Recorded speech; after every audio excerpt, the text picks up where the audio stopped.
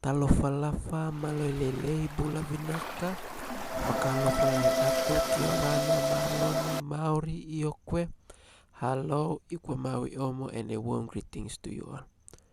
My name is Abaita Lawson. Currently, I'm taking you to for this semester 2 at USP Solomon Island campus.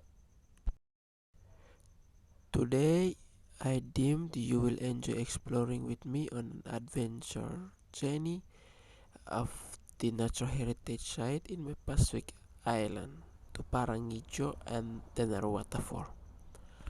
Parangiju Mountain Lodge and Tenaru waterfall was saved as an adventure tourist destination for such activities like research, hiking, and natural view landscaping, and many more.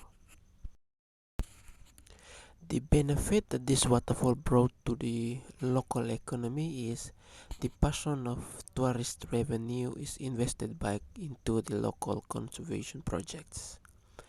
This gives local communities a direct stake in protecting their natural environment.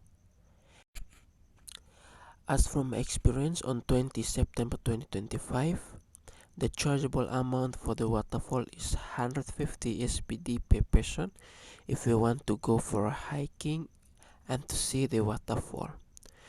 The chargeable amount is fixed, and on the other hand, some economic benefits such as direct revenue for local and the communities,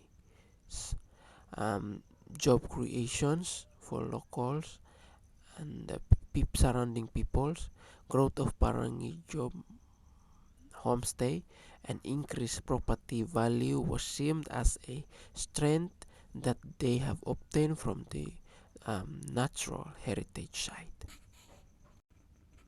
Please enjoy watching the short film of natural waterfall.